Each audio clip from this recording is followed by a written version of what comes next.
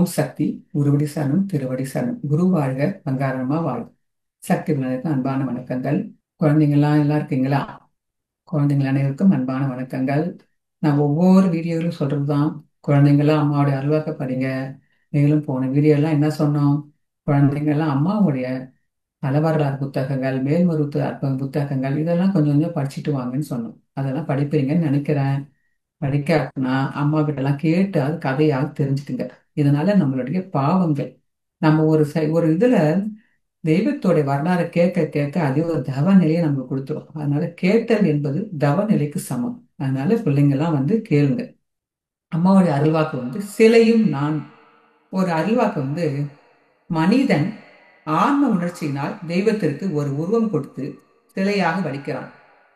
ஆன்மாதான் சிலை வடிவில் அங்கே மௌனமாக குடியிருக்கிறது. சிலை பேசுமா என்று நினைக்கிறீர்கள்? அந்த சிலை இருந்த இடத்தில் இருந்து கொண்டு வருகிறவர் போகிறவர் எல்லாரையும் பார்த்து அவரவர்களின் உண்மை கதைகளை எடுத்து சொல்ல ஆரம்பித்தால் என்ன ஆகும்? நானும் இங்கே அந்த சிலை போலத்தான் நீங்கள் செய்கிற எல்லாவற்றையும் பார்த்து கொண்டு வெளியே சொல்லாமல் விழுங்கிக் கொண்டிருக்கிறேன். இது அம்மாவின் அருள்வா. மேலும் அம்மா என்ன சொல்றாங்கன்னா, நீங்கள் போடும் கணக்கெல்லாம் கணக்கு அல்ல, நான் போடும் கணக்கு தான் கணக்கு. இதுவும் அம்மாவுடைய அருள்வாக்கு தான். நம்ம எல்லாம் நினைக்கிறோம் சிலை அப்படியே நின்றுட்டு இருக்குதுடா, போற வரதெல்லாம் பார்த்துக்கின்னு கம்முன்னு இருக்குது. இந்த சிலை நினைச்சு பார்க்கணும். அந்த சிலை பேச ஆரம்பிச்சா எப்படி இருக்குன்னு நினைச்சு பாருங்க. யார் யார் மனசுல என்னென்ன இருக்குது எல்லாத்தையுமே சிலை கொட்ட ஆரம்பிச்சதுன்னா யாருமே கோவிலுக்கே போக மாட்டாங்க. சிலை இவ்வளவு மௌனமா அமைதியா இருக்கிறதுக்கும் ஒரு காரணம் இருக்குது. எல்லாத்துக்கும் ஒரு காரணம் இருக்குது. அம்மாவுடைய அருள்வாக்கு பிரகாரம் பார்த்தோம்னா சிலை பேசினா என்ன ஆகும்னு சொல்லிட்டு இந்த கதையை பார்ப்போமா.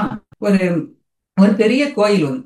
அந்த கோயில்ல ஒரு பணியாளர் ஒருத்தர் என்ன பண்ணுவாரு, தினம் காலையில எழுந்திரிச்சு அவர் கோயில கூட்டி சுத்தப்படுத்தி மொழிவி கழுவி சுத்தப்படுத்தி பெருக்கி சுத்தப்படுத்துறவர் தான் அவர் வேலை.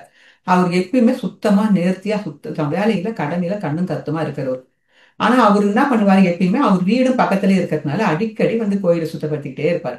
அவருக்கு அவருக்கு உலகமே அந்த கோயில் தான். உலகமே கோயில் வீடு, இதை விட்டு அவருக்கு வேற எதுவும் தெரியவும் தெரியாது. வேற எங்கேயும் போக மாட்டாரு. ஒரு அப்பாவி மனுஷன். கோயிலை தவிர அவர் எங்கேயும் போனது கிடையாது. கோயிலை சுத்தப்படுத்துறதே அவர் வேலை. ஒரு நாள் அவருக்கு ஒரு யோசனை தோணுச்சு. என்ன தோணுச்சுன்னா, வந்து இந்த கடவுள் பாரு, இறைவன் பாரு, எப்ப பார்த்தாலும் நின்றுகிட்டே இருக்கிறாரு. பாவம் அவர் கால் வலிக்காதா? இறைவன் ஒரே நேரம் எவ்வளவு பேர் இந்த கோயிலுக்கு 1000 பேர் வராங்க போறாங்க, ஒவ்வொருத்தங்களையும் பார்த்துக்கின்னு சிரிச்சுக்கிட்டே சிரிச்ச முகத்தோட கையை தூக்கி வச்சுக்கிட்டு அப்படியே நின்றுகிட்டே இருக்கிறாரு. இவர் கால் வலிக்காதான்னு அவன் நினைச்சான். இது ஒரு அன்புன்னு ஒரு மிகுதியால் தானே அந்த எண்ணம் வருது. அன்பு தானே பக்தி. அந்த அன்பு பக்தியாலே இவர் அவர் அப்படி நினைச்சிருக்கிறாரு. சரி, நினைச்சவர் என்ன பண்ணாரு, போய் கடவுள்கிட்ட போய் அதே கேள்வியை கேட்டார். கடவுளே, நீ தினம் இப்படி திருச்ச முகத்தோட கையை தூக்கி வச்சுன்னு கம்மோ நிக்கிறியே, உனக்கு கால் வலிக்கலையா, கை வலிக்கலையா? ஒரு நாளைக்கு நான் ஒன்னா நின்னுக்கிறனே, நீ ஒன்னாக்கு ஒரு நாளைக்கு போய் ரெஸ்ட் எடுத்துட்டு வாயா, நான் உன் இடத்துல நின்னுக்கிறனேன்னு சொல்லுவா. அப்ப கடவுள் கேட்டா, என்ன பக்தா, என் இடத்துல நீ நிக்க போறியா? உன்னால நிக்க முடியுமான்னு கேட்டான். உடனே அந்த அவன் பக்தன் கேட்டானா, என்ன கஷ்டம் உன் இடத்துல நிக்கிறது? சும்மா நிக்க வச்சுக்கின்னு அப்படியே கை தூக்கி நிக்க வேண்டியதான். இது என்ன ஒரு பெரிய சிரமமா? இது ஒண்ணும் கஷ்டமான வேலையே கிடையாது உன் வேலை. நான் வேணா உன் இடத்துல நிக்கிறேன்னு சொல்லிட்டா. சரி, நிக்கிறது சரி. ஆனா நான் ஒரு நிபந்தனை போடுறேன். நீ நிக்க கூட என்ன செய்யணும், அசையக்கூடாது, யாருக்கிட்டையும் பேசக்கூடாது, உன்னுடைய உணர்வுகளை முகத்துல கூட காட்டக்கூடாது. நீ சிலைன்றத, நீ விக்கிரகம், நீ சிலைன்றத மறக்கக்கூடாது. சரி, இது ஒண்ணும் பெரிய கஷ்டமான வேலை கிடையாது, நான் அதே மாதிரி இருக்க போறேன்னு சொன்னானே. யார்கிட்டயும் பேசக்கூடாது, நிபந்தனை மட்டும் மறந்துடக்கூடாது பக்தா. யார்கிட்டயும் பேசக்கூடாது, அசையக்கூடாது, முகத்துல கூட உனக்கு செய்கையை காட்டக்கூடாது என்ன சொன்னா. சரி, நான் அதே மாதிரி செய்யறேன்னு சொல்லிட்டான். மறுநாள் காலையில என்ன பண்ணுச்சு, இறைவன் என்ன பண்ணாரு, அந்த பணியாள் மேலேயே வேடம் போட்டு வந்துட்டாரு. இவன் இறைவன் மாதிரியே அழகா அலங்காரம் பண்ணிக்கிட்டு அழகா வந்துட்டார். இறைவன் பணியாள் மாதிரி துப்புரவு வேலை செய்யறது கோயில பெருக்கி கூட்ட போயிட்டாரு. இவன் இறைவன் மேலே அசையாம ஆடாம இறைவன் இடத்துல நின்னுட்டார். அப்ப அன்னைக்கு கோயிலுக்கு என்ன பண்ணாரு, ஒரு செல்வந்தர் ஒருத்தர் வந்தார். செல்வந்தர் வரக்குள்ள என்ன செஞ்சாரு, ஒரு பொட்டி நிறையா ஒரு பணப்பெட்டியை கையில எடுத்துன்னு கோயில்ல இறைவனை பார்த்து வேண்டிட்டு வணங்கிட்டு கொஞ்சம் பணத்தை எடுத்து உண்டியில போட்டுட்டு, இறைவா நல்லபடியா காப்பாத்து, நிறைய வருமானத்தை எனக்கு கொடுன்னு சொல்லிட்டு பிரார்த்தனை பண்ணிட்டு, இறைவன்கிட்ட பிரார்த்தனை பண்ணிட்டு அந்த பொட்டியை மறந்த மாரி அங்கேயே வச்சுட்டு அவர் போயிட்டார். கொண்டு வந்த பணப்பெட்டியை இறைவன் கருவறைக்கிட்டே வச்சுட்டு அவர் மறந்து போயிட்டார். அப்ப இறைவன் மாரி இருந்த அந்த பணியாளர் இதை பார்த்த உடனே அவனுக்கு மனசெல்லாம் படபடக்குது. ஐயோ, பணப்பெட்டி வச்சுட்டு போறாரே, பணப்பெட்டி ஒண்ணும் செய்ய முடியாது, அசைய முடியாது. இறைவன் கடவுள் வந்து நிபந்தனை போட்டாரு, அசையக்கூடாது ஆடக்கூடாதுன்னு சொல்லிட்டாரு. அதனால கப்பிச்சுக்குன்னு கம்முன்னு இருக்கிறான். அடுத்தது வந்து இன்னொரு ஆள், ஒரு ஏழை ஒருத்தன் வந்தான். ஏழை வந்த உடனே, ஏழை வந்தானே, இறைவா நீ எப்பதான் நீ என்ன கண் திறந்து பார்க்க போற, என் கஷ்டத்துக்கெல்லாம் என்னைக்கு தான் நிவர்த்தி பண்ண போற, ஏதாவது ஒரு எனக்கு ஒரு வழிகாட்டு இறைவான்னு சொல்லிட்டு தன் கையில இருந்து, என் கையில இருந்து 1 ரூபா தான் இருக்குது, இந்த 1 ரூபான்னு உனக்கு காணிக்கையா போறேன்னு சொல்லிட்டு 1 ரூபா காணிக்கையா போட்டு உண்டியில போட்டுட்டு, இறைவா ஏதாவது ஒரு வழியில எனக்கு துணை புரிய மாட்டியா, ஏதாவது ஒரு எனக்கு வழிகாட்ட மாட்டியா, நான் ஒரு உண்மையாலே ஒரு அடிப்படைக்கே நான் அடிப்படை ஒரு இதுக்கே நான் கஷ்டப்படுறேனே இறைவா, எனக்கு ஏதாவது வழிகாட்டுன்னு சொன்னோன்னே அப்பதான் குனிஞ்சு பார்க்கறான், பக்கத்துல பொட்டி, பணப்பொட்டி இருக்குது. உடனே திறந்து பார்க்கறேன், அது நிறைய பணம். இறைவனா, இறைவா எனக்கு நல்ல வழிகாட்டிட்டியே, நீயே கொடுத்ததா நினைச்சு இந்த பணத்தை நான் கொண்டு போறேன், நீ எனக்கு தான் நீ வழிகாட்டி இருக்கிற போல, யாருமே இல்லையே கோயில்ல, நீ தானே இருக்கிற, அப்ப இந்த பணம் நீ தான் எனக்கு கொடுத்துருக்கன்னு சொல்லிட்டு இறைவனுக்கு நன்றி சொல்லிட்டு அந்த பணத்தை எடுத்துட்டு நான் போயிட்டான். இதை பார்த்த உடனே அந்த பணியாளுக்கு, இறைவன் மேல இருக்கிற பணியாளுக்கு ரொம்ப இன்னும் உடம்பெல்லாம் படபடக்குது. அச்சோ, இது இவன் பணம் கிடையாதே, அடுத்த பணத்தை தூக்கிட்டு போறானே, இவன் என்ன பண்றது, இது உண்மை நம்மளால சொல்ல முடியல, இப்படி கட்டி போட்டாரு இறைவன் சொல்லிட்டு படபடக்கிறான். அதனால இன்னொருத்தர் வராரு சாமி கும்பிடுறதுக்கு. அவர் வந்து இறைவன் கிட்ட வேண்டிக்கிட்டு, இறைவா நான் இன்னைக்கு வந்து கப்பல்ல பிரயாணம் பண்ண போறேன், நெடு தூரம் பயணம் போறேன், எனக்கு உன்னுடைய ஆசீர்வாதம் வேணும்னு சொல்லிட்டு கடவுள்கிட்ட வேண்டி நிக்கிறான். அந்த முதல் போன நபர் பணக்காரர். அந்த செல்வந்தர் வந்து என்ன சொன்னாரு, போலீஸ் காவலாளியை கூட்டுக்குன்னு கோயில்ல வந்துட்டார். நான் வந்து இந்த பணப்பெட்டியை காணோம், நான் இங்கதான் வச்சுட்டு போயிட்டு இருக்கிறேன், பணப்பெட்டியை காணோம், இங்க கோயில்ல யாருமே இல்ல, இந்த கப்பல் வியாபாரி இவர்தான் நிக்கிறாரு, அப்ப இவர்தான் அந்த பணத்தை எடுத்துட்டு இருப்பாரு சொல்லிட்டு அவரு மேல பழிய போட்டுட்டு இவரை அரெஸ்ட் பண்ணுங்க, இவரை வந்து கைது பண்ணுங்கன்னு சொல்றாங்க. கைது பண்ணுங்கன்னு சொன்ன பிறகு உடனே போலீஸ்காரங்க என்ன பண்ணிட்டாங்க, கப்பல் பிரயாணம் பண்ண போறவங்க வந்து கைது பண்ண போயிட்டாங்க. உடனே இதை பார்த்து இருந்த அந்த கடவுள் மேல இருக்க அந்த பணியாளுக்கு ஒன்னும் இருப்பு கொள்ள முடியல, ஒன்னும் முடியல, கைது பண்ணி போறாங்க. உடனே என்ன பண்ணிட்டாரு, உடனே இதெல்லாம் நம்ம நியாயமான இது, கடவுளா இருந்தா இப்படிதான் செய்வாரு, நம்ம கடவுள் இடத்துல இருக்கிறோம், நம்ம உண்மையை சொல்லி ஆகணும், ஒருத்தவங்களை காப்பாத்தி ஆகணும், காப்பாற்ற வேண்டியதானே கடவுளோட வேலை. நான் அதனால சொல்லிட்டு என்ன பண்ணாரு, உடனே கடல் மேல இருந்து பேச ஆரம்பிச்சிட்டாரு. நில்லுங்க நில்லுங்க நில்லுங்க, இவர் வந்து நிரபராதி, இவர் தப்பு பண்ணல, இந்த செல்வந்தர் பணத்தை பொட்டி எடுத்தாந்து வச்சாரா, அல்லா கதையும் ஒன்னோட சொல்ல ஆரம்பிச்சிட்டான். கொண்டாந்து பொட்டி வச்சாரா, பின்னால ஒரு ஏழை வந்தானா, உண்டியில 1 ரூபா பணத்தை போட்டானா, போட்டுட்டு தனக்கு கஷ்டமா இருக்குது, தன் வாழ்க்கையை காப்பாத்துங்க சொல்லி வேண்டிட்டு இந்த பணப்பெட்டி இருந்தது பார்த்து தனக்கு இறைவனா கொடுத்தா நினைச்சு அவர் அந்த பணப்பெட்டி எடுத்து அவன் தான் போயிட்டான், இவன் நிரபராதி, இவனை காப்பாத்திருங்க, இவன் நிரபராதின்னு சொல்லிட்டாரு. உடனே அந்த செல்வந்த் என்ன பண்ணாரு, தனக்கு பொட்டி பணம் கிடைச்சுன்னு சொல்லிட்டு கடவுளுக்கு நன்றி செலுத்திட்டு அந்த கப்பல் தொழிலாளி என்ன பண்ணாரு, பாய் என்ன நல்ல விட ஜெயிலுக்கு போவோம், என்னை காப்பாத்திட்டேன்னு சொல்லிட்டு இறைவன் நன்றி செலுத்திட்டு எல்லாரும் போயிட்டாங்க. அவங்கவுங்க அவங்க வேலையை போயிட்டாங்க. என்னாச்சு, அந்த ஏழையை வந்து பரஸ்பரம் கைது பண்ணிட்டு பணத்தை வாங்கி செல்வந்தர்கிட்ட கொடுத்துட்டாங்க. இவரையும் காப்பாத்தி இவரும் போயிட்டார். இரவு பொழுது வந்தவொடனே கருவறையெல்லாம் மூடிட்ட பிறகு பணியாளாக இந்த கடவுள் வந்து கருவறைக்கு வந்தார். கருவறைக்கு வந்தாரு, என்ன பக்தா இன்னைக்கு பொழுது நல்லபடியா போச்சா, இன்னும் எப்படி போச்சு இன்னைக்கு பொழுதுன்னு போய் கேட்டாராம். அப்ப கடவுள் மாரி இருந்த அந்த பணியார் சொன்னாராம், அப்பா கடவுளே, உங்களோட வேலை ரொம்ப கஷ்டமான வேலைப்பா, என் வேலையே தேவலாம் பிறகு, சும்மா நிக்கிறீங்கன்னு பார்த்தேன், இத மாரி ஒரு வேலையை நான் பார்த்ததே இல்லை உலகத்தை, ரொம்ப உங்களோட வேலை வந்து ரொம்ப கஷ்டமான வேலை, இத வந்து யாராலையுமே செய்ய முடியாது, எப்படி எப்படிதான் நீங்க வந்து என்ன நடந்தாலும் மௌனமா சிரிச்சுக்கின்னு எல்லாரையும் சிரிச்ச முகத்தோட எல்லாரையும் வரவேற்றுக்குன்னு ஆசீர்வாதம் பண்ணி எப்படிதான் நிக்கிறீங்க, என்னால இந்த ஒரு பொழுது என்னால நிக்க முடியலையே, ஒவ்வொருத்தரும் ஒவ்வொரு மாதிரி செய்யறாங்களே, என்னால முடியல இறைவான்னுட்டு அவர் மட்டும் ரொம்ப கஷ்டமான வேலை இறைவா சொல்லி இறைவன் சிரிச்சுக்கிட்டாராம். இப்ப தெரிஞ்சுக்கிட்டியா நான் எப்பயுமே சும்மா நிக்கலன்னு தெரிஞ்சுக்கினியான்னு கேட்டாராம். அப்புறம் இறைவன்கிட்ட சொன்னானா, இருந்தாலும் நான் ஒரு நல்ல சிலை செஞ்சுட்டேன்னு. என்ன செஞ்சேன்னு கேட்டானா இறைவன். அப்ப உடனே என்ன சொல்லிக்கிறான் அந்த பணியாளு, இறைவன் காலையில இருந்து நடந்த கதை எல்லாத்தையும், அந்த பணக்காரர் வந்தது, பொட்டி வச்சுட்டு போன கதை, ஏழை பணத்தை எடுத்துட்டு போன கதையும், கப்பல் தொழிலாளி வந்ததையும், போலீஸ்காரங்க வந்ததையும், அவர் அரெஸ்ட் பண்ணி போனதையும் எல்லா கதையும் ஒண்ணு விடாம சொல்லிட்டான். சொன்ன உடனே இறைவனுக்கு ரொம்ப கோபம் வந்துருச்சு. நான் உங்ககிட்ட என்ன நிபந்தனை வச்சேன், நீ அசையக்கூடாது, பேசக்கூடாது, எந்த சூழ்நிலையிலையும் எந்த செய்கையும் காட்டக்கூடாதுன்னு சொன்னேன்ல, என் நிபந்தனையா நீ, என்னுடைய விதிமுறையா நீ மீறின, அப்போ என் மேல உனக்கு நம்பிக்கை இல்லையா, நீ எப்படி செஞ்ச, நான் என்ன செஞ்சுக்கிறேன்னு உனக்கு தெரியும் தான், நான் எப்படி செஞ்சு நிற்பேன், எப்பயுமே அமைதியா மௌனமா தான் நின்று இருப்பேன், அதே மாதிரி தான் நான் நிக்க சொன்னேன், நீ எதுக்கு இந்த செயலை செய்யலன்னு சொல்லிட்டு ரொம்ப திட்ட ஆரம்பிச்சிட்டான். உடனே இந்த பணியாளுக்கு இறைவன் நம்ம புகழ்வார் நினைச்சா இறைவன் இதை திட்டாரேன்னு சொல்லிட்டு ரொம்ப வருத்தமாயி போச்சான். உடனே அவனும் விசாரிச்சுட்டு சுதாரிச்சு இறைவன் கிட்ட திருப்பி கேள்வி கேட்கறான், நான் என்ன தப்பு பண்ணிட்டேன் இப்ப, நீங்க ஏன் இப்ப என்கிட்ட கோச்சுக்கிறீங்க, அவன் தான் ஒரு அப்பாவியாச்சே, ஏன் கோச்சுக்கிறீங்க, நான் ஒருத்தர் வந்து காப்பாத்தினேன், அந்த பணக்காரர் வந்து அவர் பணத்தை தொலைச்சிட்டாரு, இவன் வந்து நேர்மையான வந்து அவன் வந்து பணத்தை தொலைச்சிட்டு போனான். அவன் பணத்தை வந்து ஏழை எடுத்துன்னு போனான். அவன் தப்பு தானே பண்ணிட்டான். அடுத்த பணம் தூக்கும் போது தப்பு தானே. அதனால அவனை விட்டேன். அதே மாதிரி நிரபராதியான வந்து அந்த கப்பல் தொழிலாளர் நிரபராதி. அவரு வந்து கப்பலுக்கு போற அவரை வந்து நான் தான் காப்பாத்தி விட்டேன். அவரை போய் அரெஸ்ட் பண்ண போனாங்க. அதனால அவரை காப்பாத்தி விட்டுட்டு அந்த தவறு செய்த அந்த ஏழையை தானே நான் வந்து புடிச்சு கொடுத்தேன். இதெல்லாம் தவறு ஒண்ணும் இல்லையேன்னு சொன்னான். அப்ப கடவுள் சொன்னாராம், இது உன் கண்ணுக்கு போனா தவறு இல்லை மகனே. ஆனா என்ன நடந்தது தெரியுமா? பெரிய பணக்காரர் வந்து என்ன செய்வார் தெரியுமா? அவர் தினம் அவர் வந்து தகாத முறையில சம்பாதிச்ச பணம். நல்ல முறையில் அந்த பணத்தை அவர் சம்பாதிக்கல. தீமையான முறையில சம்பாதிச்ச பணத்துல வந்து வேண்டா வெறுப்போட கொஞ்சோண்டு வந்து என் உண்டியல போட்டாரு. அவர் ஒரு சந்தோஷமா ஆத்மாத்மா கூட போடல. ஒரு எனக்கு விருப்பம் இல்லாம தான் அந்த உண்டியல பணத்தை போட்டுட்டு கொஞ்சோண்டு போட்டுட்டு அவன் என்னத்த நான் வேண்டிக்குவான், இதே மாதிரி நிறைய பணம் எனக்கு கொடுன்னு ஒவ்வொரு நாளும் வேண்டிக்குவான். அப்புறம் அந்த ஏழை தொழிலாளி யார் தெரியுமா? அவன் வீட்டை வேலை செய்யறவன் தான். அவனுக்கு வேண்டிய வருமானத்தை கூட ஊதியத்தை கூட அவன்கிட்ட நிறைய வேலையை வாங்கிட்டு அவனுக்கு வேண்டிய ஊதியத்தை சரிவர கொடுக்க மாட்டார்.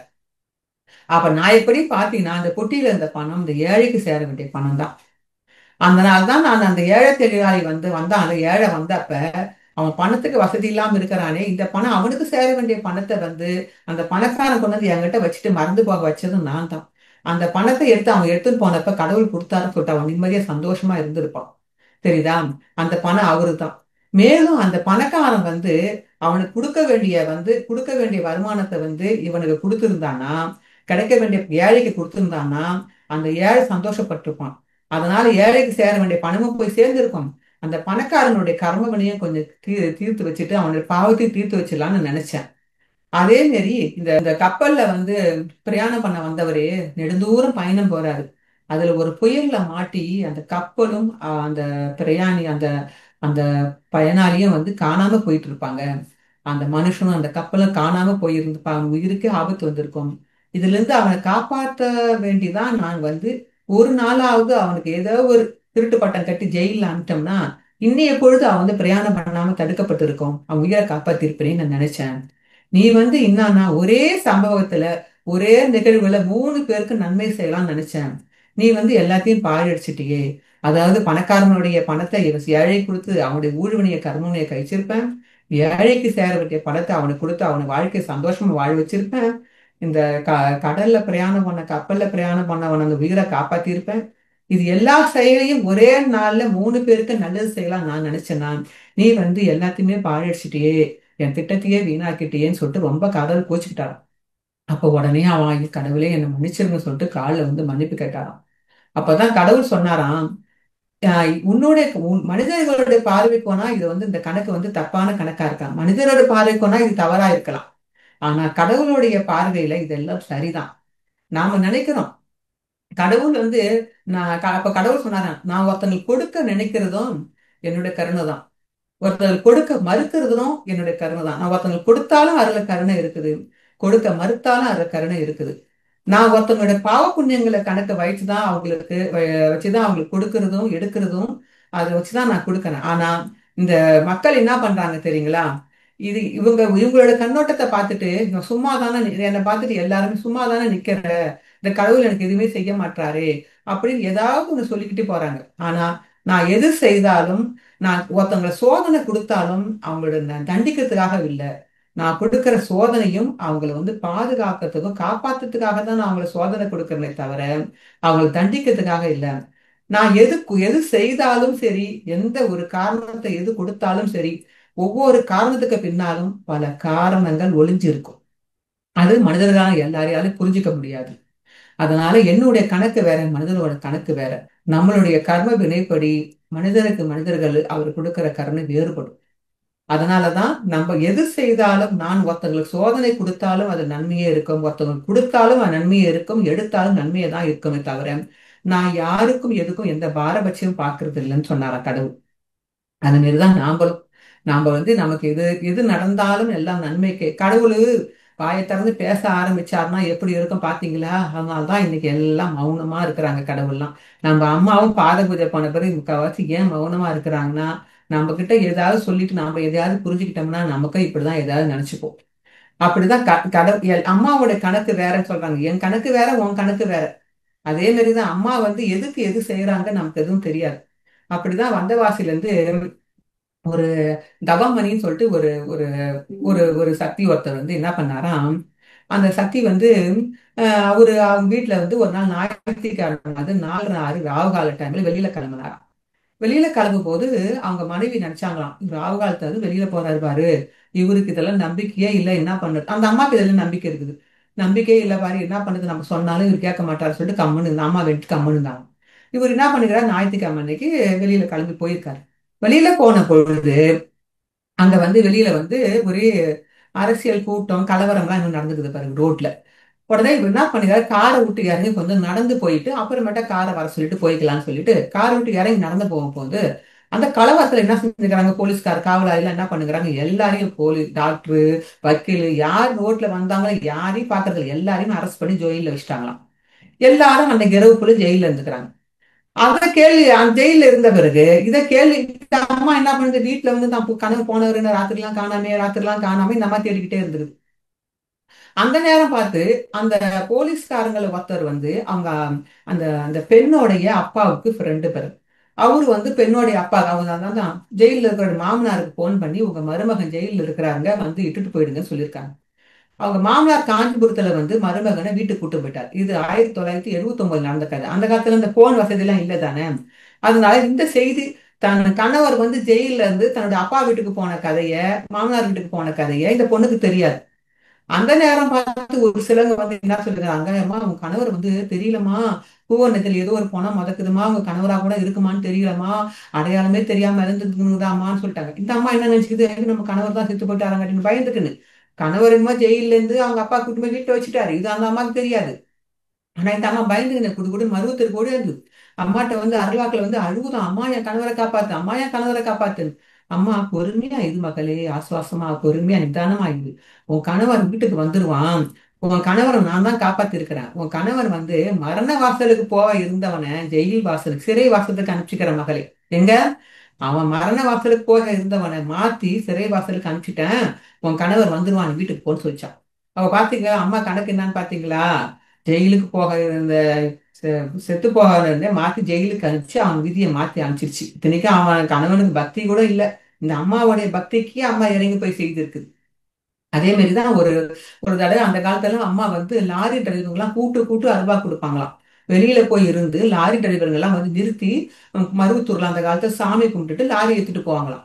அப்படி வரும்போது ஒரு லாரி டிரைவர் வந்து இருந்தாராம். அவரை கூட்டு அம்மா அருள்வாக்கு சொல்லி, இரு மகனே ஒரு அரை மணி நேரம் கழிச்சு உன் வண்டி எடுத்துட்டு போடான்னு சொல்லிச்சான். அவரும் அம்மன் சொல்லிடுச்சேன்னு சொல்லிட்டு வண்டியை அப்படி நிறுத்திட்டு கோயிலை சுத்தி சாமி கும்பிட்டுட்டு அந்த அருள்வாக்க கேட்டுட்டு ஒரு அரை மணி நேரம் கழிச்சு வண்டி எடுத்துட்டு போறானாம். அப்பதான் அவருக்கு தெரிஞ்சுதான் அவரு போன ரூட்ல வந்து ஒரு லாரி ஒரு பஸ் எல்லாம் மோதி அந்த நிறைய பேர் இறந்து கிடந்திருக்காங்க. அப்ப அவருக்கு தெரிஞ்சுதான், ஐயோ அம்மா நம்ம அந்த மண்ணை மிதித்ததுக்காக வேண்டியே நம்மளை கூட்டு நம்மளுக்கு அருள்வாக்கு வழியே கூட்டு நம்மளை காப்பாத்தி இருக்குது பாரு. அதனாலதான் அம்மா அவனுக்கு போக வேண்டிய உயிரை வந்து அரை மணி நேரம் தடுத்து நிறுத்தி வேற ஏதோ ஒரு லாரி பஸ் ஆக்சிடென்ட் பண்ண வச்சிருக்குது. இவருக்கு நடக்க வேண்டியதை மாத்தி நடந்து போச்சு. இவர் உயிர் காப்பாற்றப்பட்டது எதனால, மருவத்தூர் மண்ணை நினைச்சு அவர் அங்க வந்து இறந்தனால தான். அம்மா சொல்றதுல என் மண்ணை மிதிச்சிட்டு போடா உனக்கு எல்லாமே கிடைக்கும்டான்னு சொல்றது பத்தியா நான் பாதுகாப்பா இருப்பேன்னு பாரு. அதுதான் அம்மாவுடைய கணக்கு பார்த்தீங்களா, யார் யாரெல்லாம் எப்படி எல்லாம் காப்பாத்துதுன்னு பார்த்தீங்கல்ல. அதனால அனைவரும் அம்மாவின் அருளை பெற அம்மாவின் அருளை பயன்படுத்துவதற்காக அம்மாவுடைய அனைவரும் வேண்டி அம்மாவுடைய அருளை பெறுவோமாக. அம்மாவுடைய சர்வ காலமும் அம்மா நினைப்போடு வாழ்ந்து அம்மா மந்திரத்தை சொல்லி அம்மா மண்ணை மிதித்து வாழ்ந்தோமானால் நமக்கு அம்மா சர்வ நிச்சயமா பாதுகாப்பு கொடுப்பாங்கன்னு நிச்சயம் சக்திகளா. ஓம் சக்தி குருவடி சரணம் திருவடி சரணம்.